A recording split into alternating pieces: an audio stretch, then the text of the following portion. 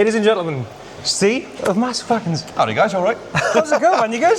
Ah, good to see you, mate. Nice Great to see you, man. So, Thank you for having me down today, man. How's the tour going so far? It looks like it's going insane. Last night in Aberdeen. Aberdeen last night. Looked intense. The tunnels. The tunnels, yeah. Nice, long, bright, brick-built tunnels. Perfect for a loud, bright guitar rig. Yeah. It's as well. It's been really good. It's been a really good run so far. Nice and loud. Yeah. Brought a couple of our vintage bits out. Getting a few tellings off from the sound guy for being a bit loud, but as you said, with a nice Marshall rig, you kind of got to turn it up a little bit. Of course, SG JMP. We'll get this in a second, but first, what I want to find out is, when it comes to songwriting and recording on your records, do you have certain guitars and amps that you go to, or is the stuff that you use live the same as what you use in the studio?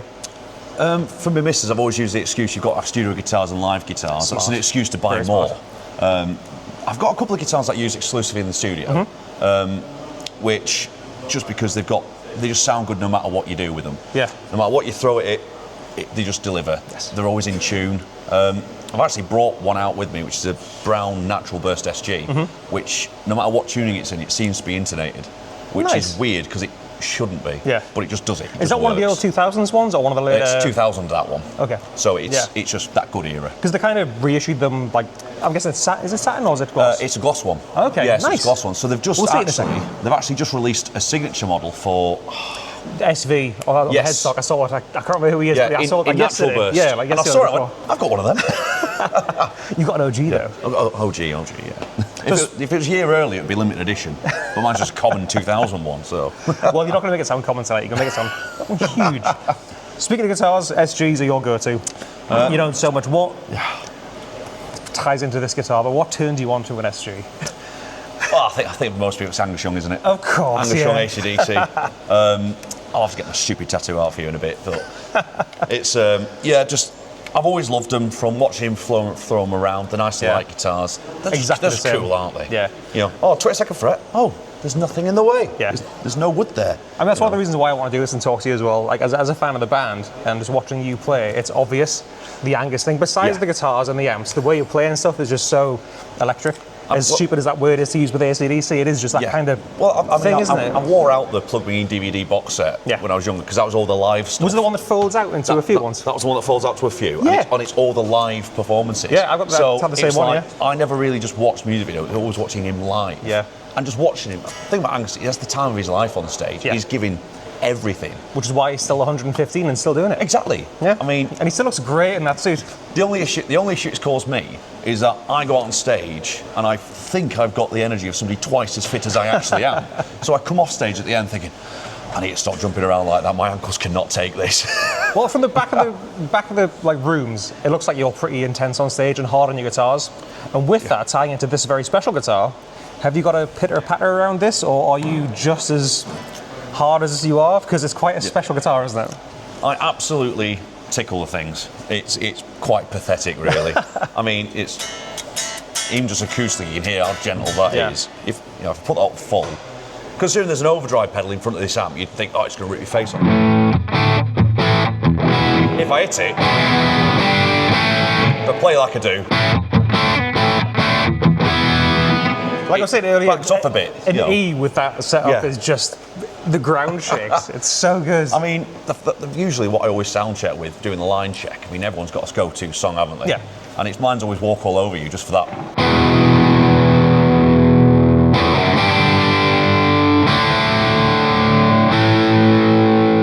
Let it ride down a little bit. If it's all in out, it clears up, and it's, especially with this guitar. Please tell ladies and gentlemen what this beautiful thing is. So I've had this guitar now for about 7 or 8 months, and it was a dream guitar, mate. It's a 1970 SG Standard that's had 3, that's right, no less than 3 headstock breaks. Which I Angus spec. It's Angus spec. Walnut, it's a the 70. vibral there. Yeah, it's original T-tops in it. I mean, it's lost its volute long ago when the headstock breaks. Oh. But it's just magic. It's just one of those guitars. I pick it up and I play it, and it's just, I can't believe I've got it, really. It's quite mad, you know. So with it being such an old guitar, headstock break aside, how much stock have we got on this? Or how much has been revamped and tinkered with? And so, it's very much, it's been messed about with in the 70s. easiest way to tell, like brass everywhere. I didn't see them before. Yeah, the brass saddles. Yeah, so the nylon saddles, gone then, worn out. Put some brass saddles in. When I took this apart in front of the guy, we discovered that the ABR1 bridge obviously broke at some point. So there's actually 2 brass dowels in there. Oh, wow. That the bridge is going into, because you can never have enough brass. Of course not. I'm surprised it doesn't have a brass nut, to be fair, because that was awesome. Oh, can we make this really bright guitar even brighter? Other than that, it's all original wiring. You can tell that because it doesn't always engage back into the bridge pickup. Like which before, fine. I thought I broke it when I was, Which is fine because you flick it up back in again. Of course, man. It usually works second time, you know. And other than that, it's original frets, not much life left in them, but I play really lightly, so I don't really notice it. But in a world of like playing magic. Schecters and ESPs and stuff, it's refreshing to come back to small frets because it makes you play a certain way and react to the guitar a certain way, which is not that common in modern guitars, is it? Yeah, and it's quite odd with so many guitars nowadays coming with stainless steel frets. Yeah. When you go back to playing on nickel and going, actually, this is quite soft, it's quite nice, this is. It's like a welcome hug to playing. Of course, as opposed to, you will get it right. You will get it right. If you play it wrong, it'll be twice as clear. So is there anything you want to do after having it on the road for 7-8 months that you kind of want to change? I know the pickup ring is your little doing as well. Yeah, so I've added the pickup. That's probably the most common 70s Gibson alteration of all, just because the necks are set up higher off the bodies that the pickup's got to be so far out that they just tend to rattle. And, you know, if the sound guy's already annoyed that your amp's really loud, he's going to get really annoyed with random clicks and bangs. Your guitar sounds funny again. But really, I think I'm just going to leave it as it is. Original pots and caps and... Yeah, just leave it all in until something goes wrong. I'll just leave it be. And it's just one of those, it's an absolute beater. I mean, I think it's had at least a heel break, if not 2. But somebody kept putting it back together again. That's part of the charm of this guitar. Like we were saying earlier again, the guitars that are worn in, broken, repaired are the ones that sound good. If you see an immaculate vintage guitar, it means it's been kept somewhere for a reason because it's probably a dog. Yeah, it looks very pretty. Just because it doesn't sound good. You know. So last thing with these, as a die-hard vibrola fan, I never use mine. Does that get any use? Nope, completely for vibes. For vibes only. It's the coolest thing you could ever do to an SG is hire a vibrola on it. I once bought a vibrola from Crazy Parts DE for 250 quid. This is clearly back when I was getting too much money. And I put it onto an SG that had a broken headstock just so it had a vibrola on it. Put the arm back here, it's like, that's not moving again. Leave that back there. Hey, Crazy Parts do some cool stuff. These are some really cool bits. Headstock overlays and stuff. I tell you what, I told a lie. The only thing I might put on this is some double ring occlusers. Just because I'm a nerd. So what's on there? Are these the original tuners there? So they're not original. They look original. They look old. They look old. They are no brand. I mean, they're whole tune. So until then, I'm not going to touch anything until they break. Very fair. So with regards to the set, is this number one until something breaks, or do you go back and forth between guitars, or? I tend to flicker between a couple. So we've tuned in mostly standard and flat. Yes. For this run, I've decided to bring out a couple of guitars. I want to start feeling them out for gigging a bit more. Yeah. Because we're doing quite a lot in Europe. I kind of want to split the pack really into more Europe fly guitars, have some more home guitars. Nice. Just so I'm not worrying about, just so I don't fly with the Europe guitar, it breaks. Yeah. And I think, well, there goes my favourite home guitar as well. Yeah. So I think this is going to become the home guitar. I was going to say, with that, so I don't have to go anywhere with it. But it's quite special. Yeah. To take this on tour in Europe would be quite cool, but I totally understand the mental struggle you'll have to try and... I mean, after seeing, because I have always sprayed my name Ste on the side of all my guitar cases. And I remember we were flying to play a festival in Romania, and we changed it to Zurich. And I spray painted Ste on the side, although this one case I sprayed it upside down because I was in a rush. And I just remember stepping down off the plane, going down the steps and looking to the side, see, there's my gig. And just as I was saying it, I saw it get lobbed and land on the tarmac. And it was like one of those moments, shit. Oh. But then I saw them pick it up again. I thought, they'll be gentle now. No, I picked it up, slammed it onto the luggage cart. When are they going to learn? And it was one of those, I got to the hotel, it was like I was just staring at the case for about half an hour, thinking, if I don't open this, it's not broken. Very fair. If I don't confirm it, luckily I opened it, it was fine. The Hiscocks took an absolute beating, but that's what they're there for. Yeah. The case takes a beating, not the guitar. But it was like, at that point, I was like, yeah, super special stuff. Home. Yeah. I see it go in the van, I see it go in the bus, it comes out, that's it. It happens. My only headstock break was a flight to Finland. Yeah. And remember going with the boys, wouldn't it be hilarious if... And there it was, the red SG, just facing, the headstock was just looking up at me. It was like, at the time, it's horrific, isn't it? But then at least, you look back years later and go, memory of that. You look at the break and you go, that's when we went to Finland. Of course, man, yeah. So, again, number one for this show, or so this, go check out the other guys as well? This one starts the set. Nice. I've got my main number one, which is the least standard SG standard on the planet, I think. I think it'll be rivaling one of yours for most modified. Okay, let's see it, man, let's see it. So this is the one I would kind of call my number one. Yeah. I got this one, I traded a Boss Blues driver, a vintage SG copy, and 300 quid for this guitar.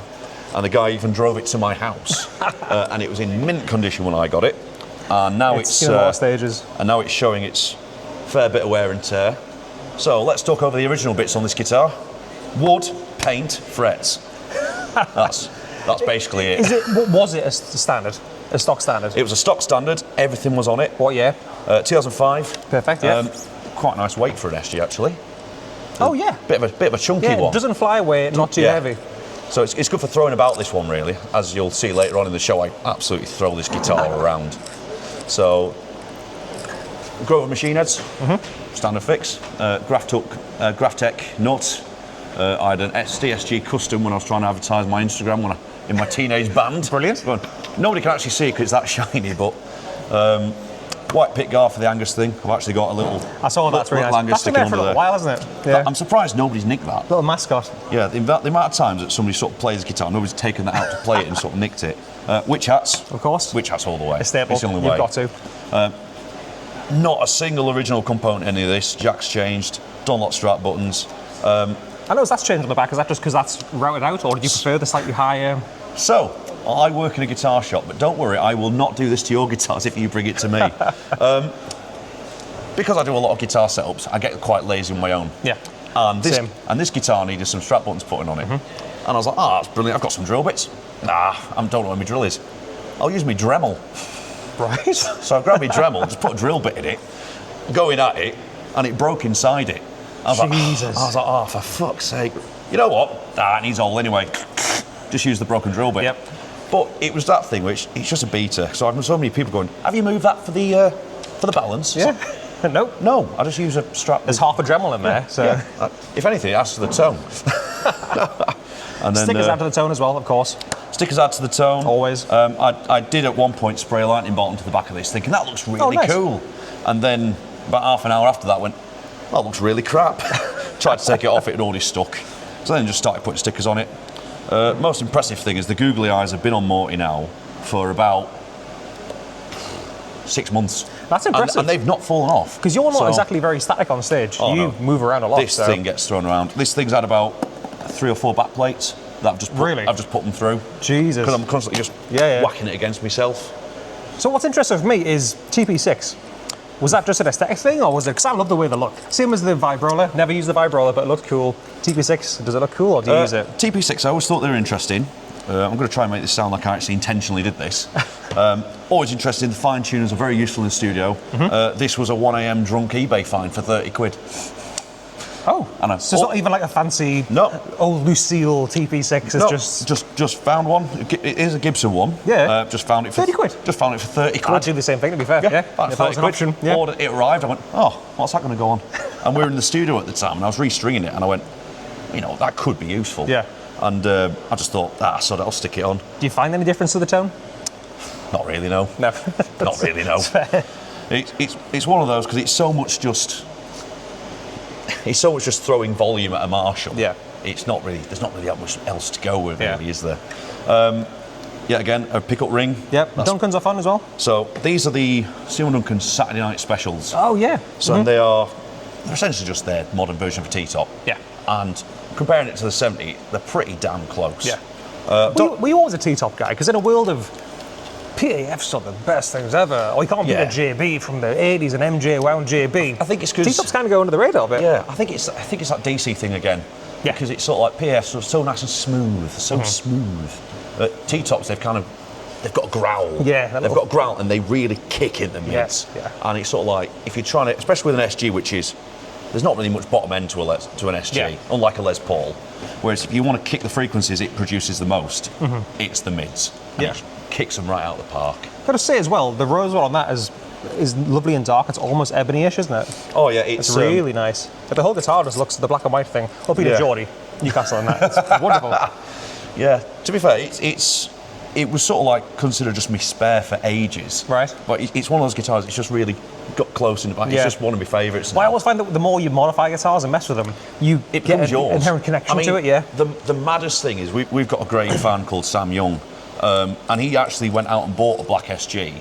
Nice. And he's done all the modifications to make it like this, and that was absolutely mind blowing for me. It's like I've made a guitar that's like Angus Young's before, to make it similar. But now we've got a fan, and he's making a guitar like mine. It's like that's really weird in a great way, but it's like that's mad, That is cool, man. So I like the way how it's the cream chip next to the white guard as well. Purely to piss off Gibson owners who would say you can't modify your things. It's yours. Do what you want to it. I've got so much heat on the SG Owners Club online. That I'm really pleased that Steve's doing this as well. We were really bonding over this earlier, winding up people complaining that you've modified your own possession. Don't be too precious over your SGs. Have fun with it. It's all about having fun. Yeah. So this is second number one. Second number one, yeah. Cool. Let's check out this beautiful I'll go grab it. It's got worse. There are now 3 bits of paper. You walk in and say, what do you mean, it's got worse? So, as I said before, I set up people's guitars as part of my job. I wouldn't do this to yours. I would do a good job at changing a nut. But because there's plenty of life left in 3 of these grooves, I've just stuck some paper behind it because it does the job. Again, chatting earlier, I've done the same thing. I would never do that to someone else's guitar. Yeah, but it's your own. It's like I'll get through the gig, it'll be right. And then you'll get through a gig, turns out I'll get through a tour. I can get to the end of the year with that. What kind of paper is it as well for the tone purists out there? So actually, you've got to use this paper that comes with your strings. So in this case, it's Ernie Balls for me. So a little tear of the paper, and I'm currently at the point where you've got to tear off a little bit and fold it in half, so you get almost a double layer. But this is a 2000. It's a beauty, that. Yeah, I've always loved this natural burst. It has faded ever so slightly as well since like because they were quite darker than this over the years, of the edges. Sorry. Yeah, so this is mostly stock. Yeah. When I got this, it had flat wounds on it. It had been traded in by a jazzer. Wow. You rarely see a jazzer with an SG. I know, and that's quite the bizarre thing. I was picked up because it came in part exchange at the shop. And one of those went, that's lovely. I'll give it a go. I was like, God, these strings are knackered. It's like, oh no, they're meant to be like that. They've been worn down. So I've only done one mod to this. Yeah. Which is the witch hats. Well, the witch hats. Oh. And the volume pop for the bridge, just because it died. Right. But it was one of those that this is the main studio guitar, and it was one of those I absolutely cacked myself when the volume pot stopped working because I thought if I change this, will it sound different? Yeah. will it change the sound? It hasn't changed the sound. I was just worried for no reason. I'm guessing they're 498s then, with it being 2000s. Yeah. Yeah. And that is a ridiculously hot one as well. Oh wow. I think it's got an output of about 13.5K. Which is when you read up on the 490 series, they're meant to be around like 8.5 to 9.5. There are some mental ones. It's not a 500T, which should have been hotter. They're inconsistently wonderful. And that's why we love Gibson. Inconsistently wonderful, especially back in the day. It's all about the try before you buy. There's no bad eras. Well, there's questionably bad eras, but if you get a good one from that bad era, it's a good one. Yeah, you're in for a winner. So again. New backplate. Yep. Just because I put them through. Graphtec saddles on this was done by the Jazzer. Oh, cool. Other than that, it's a nice stock SG. It's kind of just stock as it should be, really.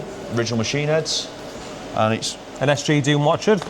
Yeah, just an SG rock machine, basically. Nice one. So this beautiful wall behind me. Wall of tone. Wall of tone. This thing is very special. What's this guy? So this is a 1980 Super Lead Marshall JMP. Have you ever seen Big Bob's Marshall Warehouse YouTube on video? Yes. YouTube video. The JMP is a good place to be. That stuck with me, and aesthetically, I think they are the most pleasing Marshall ever, and they kick ass. Yeah. I've had this one for about 6, 7, 8. One of those.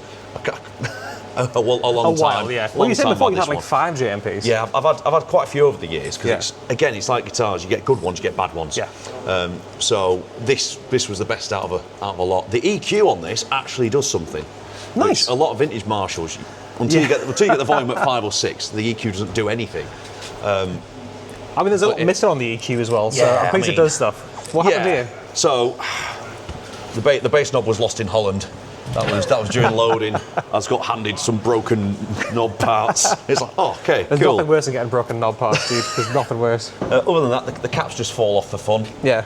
And I'm not paying 150, 200 quid for vintage. The quirks of an old Marshall, though. Yeah. It's part of the fun. It's all the fun of it. This is me, number one, this is me go-to all the time. I've recently started bringing out, this was actually a gift from my dad. Nice. He got this back in the mid-80s, he swapped. Oh, so it's a proper old school. It's an 83 50 watt of that. And I think he had a Laney linebacker a combo that he chopped in half to make a head in the cab. Nice. And I think, if I remember right, he said he dropped it at a gig once and it made a sound like lightning because of the spring reverb unit in it. And somebody came up to him and said, "That sounds bloody mega, that does. I've got an amp, I'll trade you." It's like, "What is it?" "It's a Marshall." Wow. So he got a 800. Your dad sounds like the coolest guy on the planet. That's a brilliant story. He's pretty special. He's pretty special. He's my dad.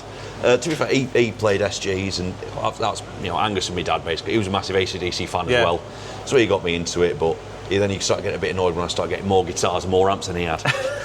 So with it, before we get massively into that, personally, I pine over old school 80s, 800s and stuff. These are kind of seen few and far between. Yeah, like rocking the old JMPs these days. Why did you gravitate more towards this guy? Well, I must admit, it was a little bit Spinal Tap. Yep. It's the one he goes across, he'll go to 11. Yep. That sort of post, letterbox sort of look. And at the time when I was looking, 800s were just really bloody expensive. Yeah. I mean, they still are. Yeah. But JMPs were just the affordable one to get into at the time. Not anymore, thanks everyone. I mean, I love these things, but £2,000? Bloody hell. These were 500 or 600 quid when I was getting them. These are, if anything, they're a little bit more mid-focused, a little bit bassier. Yeah. It's a little bit easier to get a rounder, fuller sound, whereas the 800s are a little bit brighter, more clinical. Yes. Still love them. Still, I'm sort of learning to get around that. Yeah. But JMP and Greenbacks, it's a combination made in heaven. It's the tried and tested method. I've heard it before. Like you can make with some fancy EQ, an 800 sound like an old school JMP. You'll struggle to make it. No, what am I thinking of? The other way around.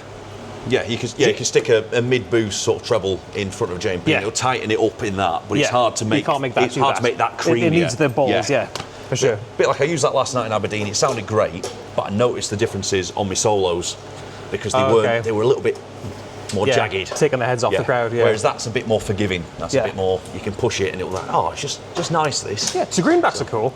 Everyone's normally. I need vintage 30s with my 800 JMP. Yeah. What's the story with the Greenbacks? So Greenbacks, when I got this one, I got an old cab.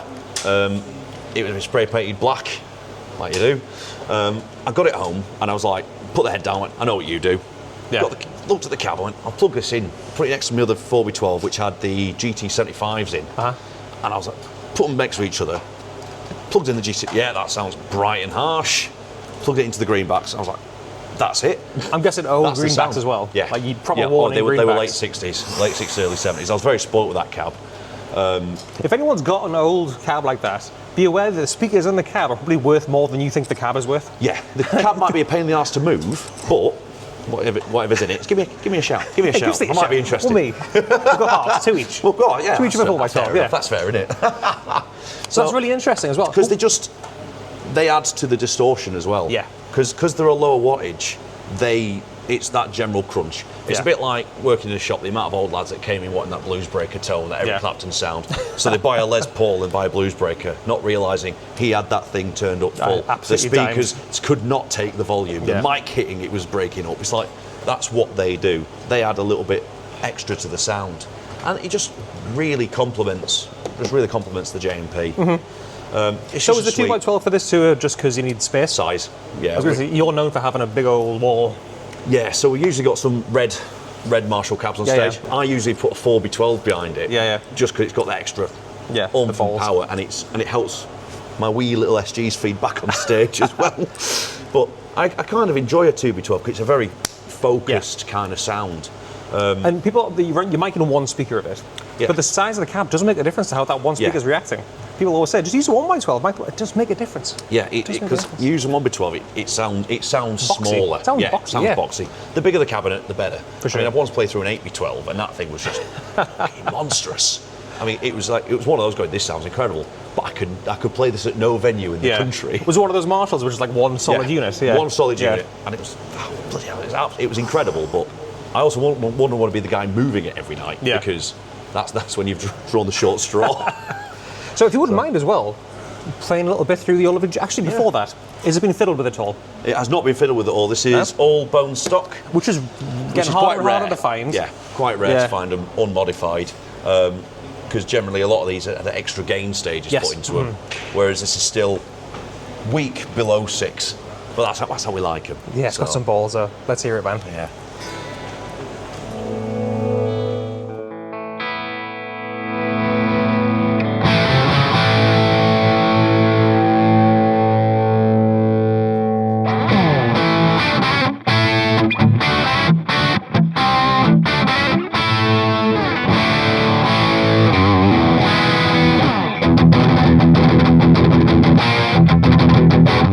Just got the tightness as well. It holds together.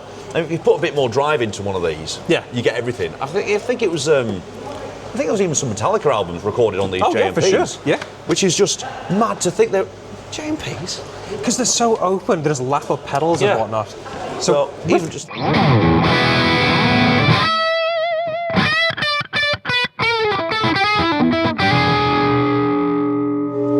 everything's just so open. That's the tone that wakes you up.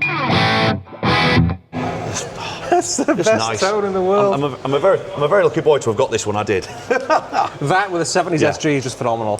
But with that as well, this isn't modified, but you are pushing ever so slightly with pedals. So let's have a look at your pedals. Yeah. So it's a simple board, but everything's quite important to you, isn't it? Yeah. So half of it is just there for looks, really. Yeah. The Bowie wah. So the Ronson wah doesn't get used. I'm toying with it. I'm getting used to wahs. Nice. But I've got the cheaper switcher available because my amp makes enough noise as it is. So using an expensive switcher to save noise won't make any difference. I did used to have it set to P13 as my main rhythm, just so I could tell our guitar tech it's set to pi, being a northern band. But I've since put back to using the Electromonics Crayon. Nice. You cannot spend about 65 quid, in my opinion, on the gain's down as well, I'm guessing, just pushing the front of the amp. Gain's all the way down, volume's up, giving it a kick. I've got a Powerful Sense of Dread clone copy, because it's an Always Sunny in Philadelphia reference joke pedal. And that gets engaged for the lead sounds, because that just kicks in with a Boss G7 EQ just to lift. Can we hear an ever so slight little quickly tone? So, rhythm. And if I engage the lead, and then same again with the delay on.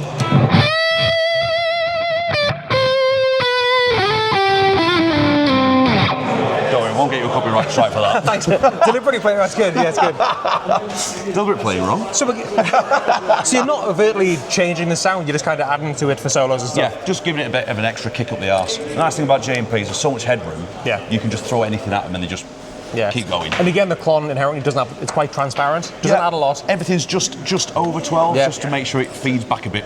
Yeah. That's basically it. So is the crayon still on when you're doing the leads as well? So it's like double stacking? So what I've done is, it used to be, but now it's just on the clon copy for the solos. Yeah. And that was very quickly made up on the first night of this tour because it was squealing like hell. Fixing things as you go, you know. Of course. And carbon copy in the front. Carbon copy in the front. Which is very interesting. Cool though. So, yeah, it's basic. Simple setup. Does the job. Yeah, but bread and butter, Marshall, Gibson. Yeah, I'm a very simple player, so I tend not to complicate anything anywhere else. So. What's that, love? Well, thank you so much for your time, mate. Yeah, no, we're kind of holding off sound check, meet and greet jams right now, so cheers. Right, they've got a bit of noise.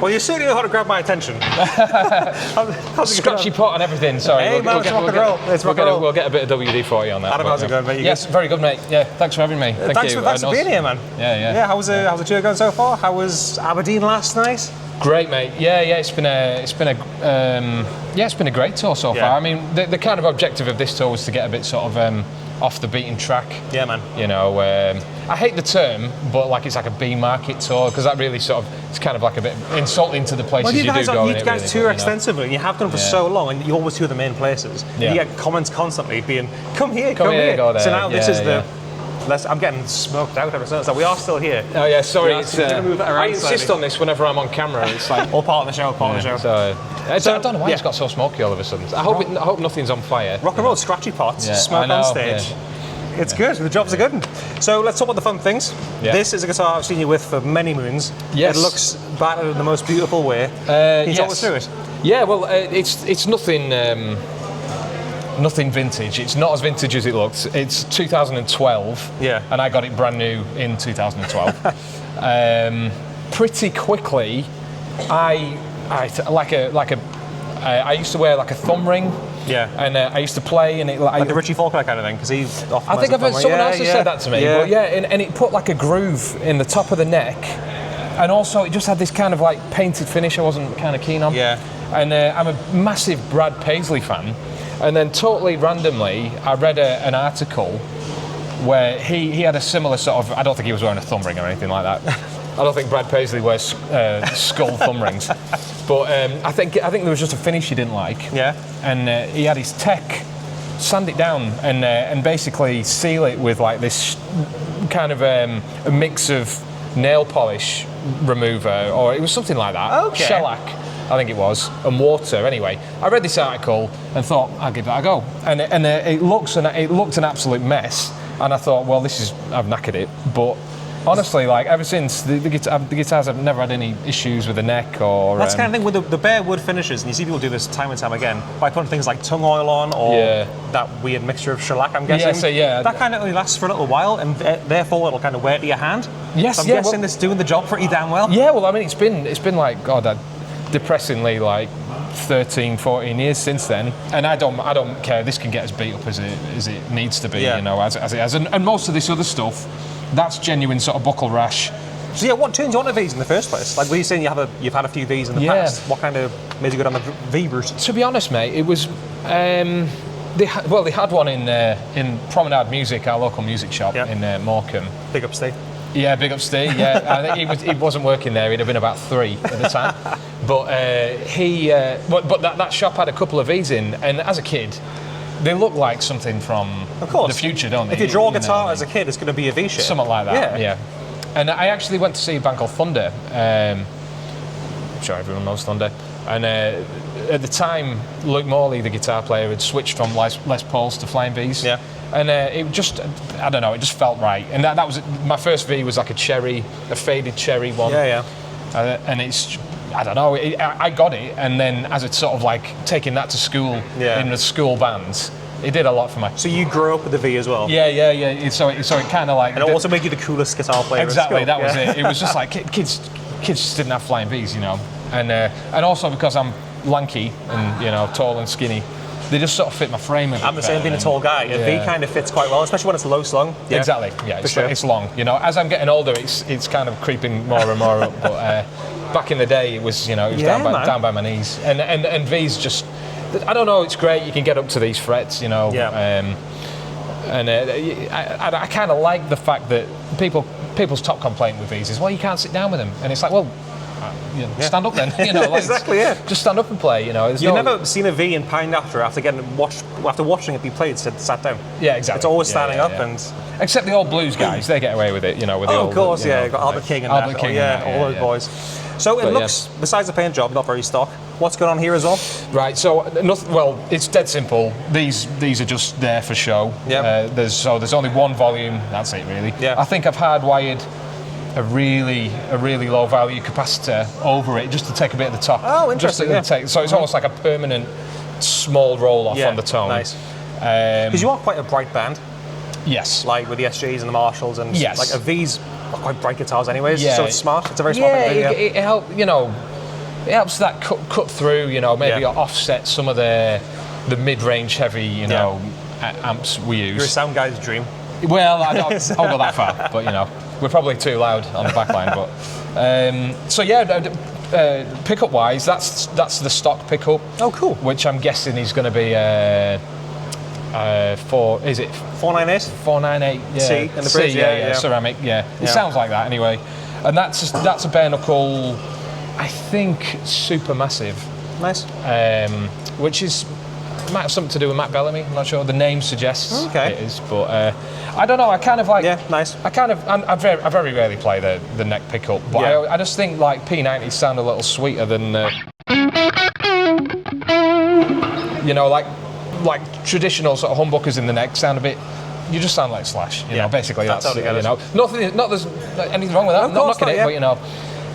This just gave us something a bit different. I get that as well because everyone knows that Slash creamy Gary Moore neck pickup tone. Yeah, everyone knows the single coil neck pickup tone. P90s are a nice little way to stand out and be yourself almost. Yeah, but and not that we ever have to emulate the single coil, you know.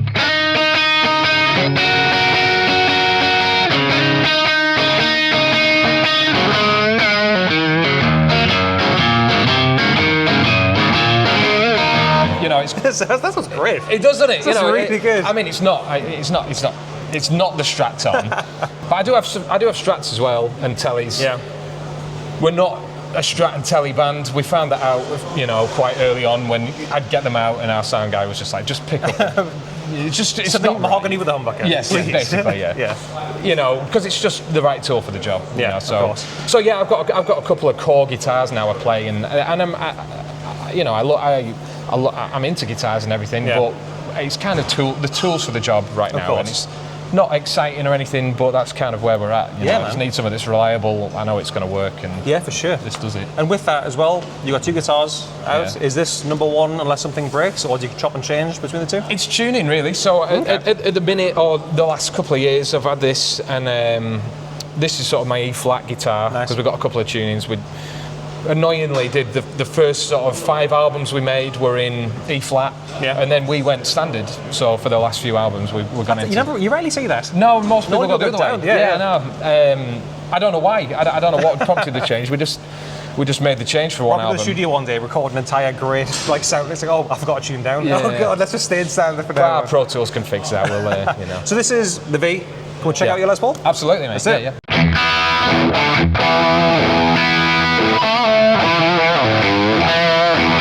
So this is like a lot lower output. Yeah. I don't actually know what.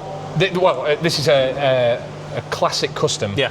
Also 2012. Mm-hmm. Coincidence. I always love these things with the Rosewood boards. They're brilliant things. Yeah. Well, you know what? I can ask you a few questions about this. So what's? I know this is apparently chambered. Is that the difference with a classic custom and a? I don't know. Right, because I really don't know. If that's chambered, like, I mean, just because these were. That does not feel chambered. It doesn't. It's quite heavy. But they originally came out as like a cheaper alternative because they made them for a short period of time. But these are now holding, if not the same value as a second-hand regular custom. Right. Okay. And so it's like the I've got to be honest. When I bought it, I didn't actually pay attention too much to that. Have you got 2 Dunlop straps on one? Yes. That's really clever. I've never seen anyone do that before. Well, that makes a lot of sense. Do you know what? A lot of what this setup on this tour is a van trailer. Literally just slimmed it down to like. Normally I've got my wireless stuff in a rack. I've got a couple of transmitters, you know, on each guitar.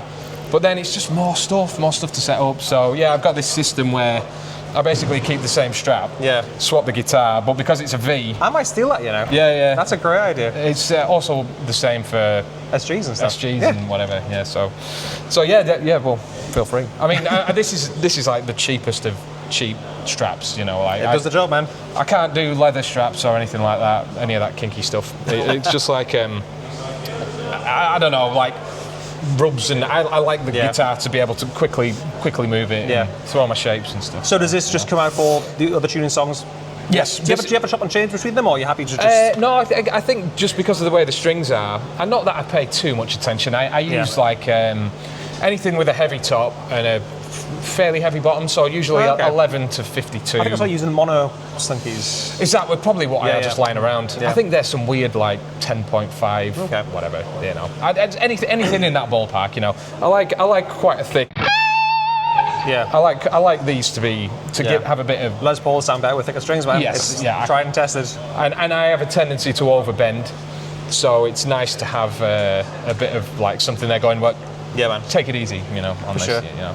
So this is completely stock. Yeah. You know, nothing. I haven't changed anything. So wireless, you guys are pretty intense on stage. You need your wirelesses. Going into a very interesting pedal board, quite a contrast from Ste's. Yeah. Would you mind talking us through your board? God, absolutely. Yeah. So dead simple, as you can see. As I said before, it's like I moved the wireless from the rack at the back. It's just another cable to run, you know, when I had room on the pedal board. Stuck it there. That goes into the tuner, into the wah, into a TONEX amp. Yeah, great things. I'm a huge fan of TONEX. Yeah, you know what? I'm new to this. You know, I'd always used valve amps, various makes and brands and sizes over the years. But what prompted that is we had a flying tour, and I got actually the smaller version of the TONEX. Yeah. Loaded a couple of things onto it. It sounded decent in my, in our practice unit, and then just said, you know, I'll give it a go. And I went out, and I was very anxious about it at first. You know, having spent 15 odd years, of course, you know, with a I say real amp, you know, whatever that means, you know, with a valve amp, and you know what, if anything, it just focused my attention on the playing and the performance. Because the tone's consistent and the same every night. Exactly. So then, therefore, you can focus on your playing. So what have you got? Your own captures in there? No. The stock ones, perhaps? No. What I use is it's a guy from a guy called Fabian Ratzak, who I believe is German. He's a German guitar player, and I just stumbled across, like on Reddit or something, you know, recommending any good captures out there, and his name came up a few times, so I checked out some of his demos on YouTube, and he makes them for TONEX, Quad Cortex, and they were just mint. I mean, that is held as high regard as a Quad Cortex these days. The TONEX stuff is just tonally beautiful, and it's very dynamic as well. That's the thing. Like to pick attack and volume of your guitar and stuff. Well, yeah, it totally cleans up, you know. Well, I say cleans up. It's the clean you'd expect from Massive Wagons. That kind of old school rock and roll clean. So we have a song called Night Skies, and it's as clean as we get.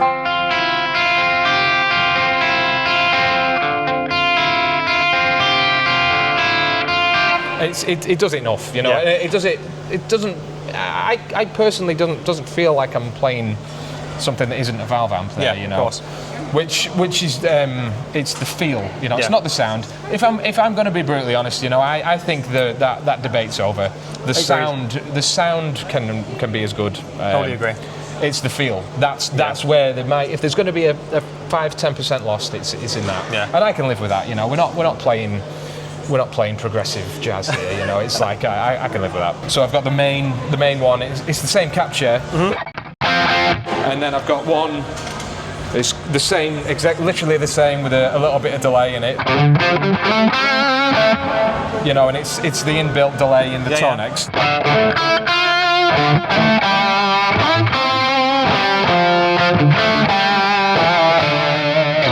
That sounds kick-ass, man. That sounds great. really good. It does, and it just does the job, you know. And then the last one is just a little bit more gain. I think it's the same amp, and it's the same amp being captured, but it's got a Boss SD1 in front of it, so it's just got a bit more.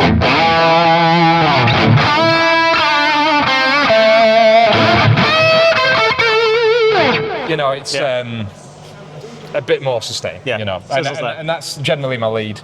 That's my lead tone. That's the mini wah as well. Love the mini wah. Mini wah, I got used to it. You know, I think it got a bit more treble on them. No, I totally get that. I totally agree. It feels more sweep because it's got cut away on the pedal, you know, and so you can get down. And I've got loads of wires, but I keep going back to that one, and it's cute, isn't it? So, you know. Nice. And everything's running into the pedal, baby. Everything's running into the. Well, that was the area that was non-negotiable for me. I need a volume on stage. I need that. So the Pedal Baby, fantastic bit of kit. It's a Class AB power amp. Did you go back and forth between like maybe the Seymour Duncan ones as well, or have you all just been... I tried the Seymour Duncan Power Stage 180, I think it was. The Rackman one?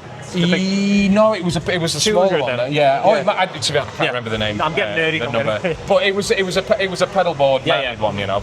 And I felt like the Pedal Baby just responded a bit more like I was used to. Yeah.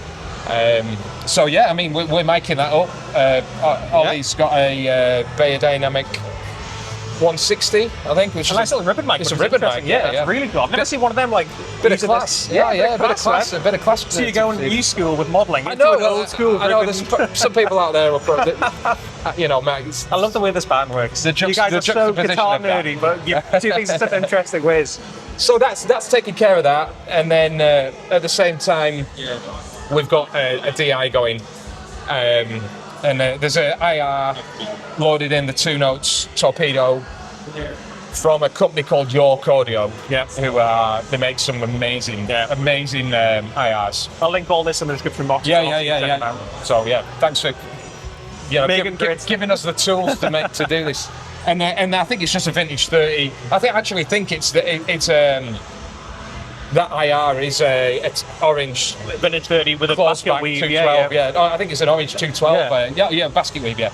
Nice. And so it's kind of doing that. And Ollie, a front of house guy, he takes a blend of both. And nice. I'm not sure how he's doing it, but it sounds good. Sounds good. It gives him the options. And if I'm honest, I've never been happier with the setup. And even though I've got the option to go back to valve amps, you know, I'm in the UK. I can bring whatever I want. Yeah. You know. If it works, it works. And you get used to things, and it sounds great. Yeah. The crowd would lap it up as well. It's more than anything. I like the consistency, as you said. The first thing. Yeah. I like not having to worry about things setting on fire. Yeah. Which, you know, might happen with his JMP. Yes. Well, honestly, I'm only half joking. Happens a lot, you know. We played at Rock City a couple of years ago, and it went up. And Steve's amp went up literally in flames. Jesus. So, you know, well, that's not going to happen tonight. I hope you have a kick-ass show. Thank you so much for your time, mate. No, thank you. It's been an absolute pleasure. Everything's linked in the description box down below, so you can get all this gear for yourself, and of course all the Massive Wagon tour dates and all the rest. Thanks for watching. Thanks again, mate. Thank you. See you.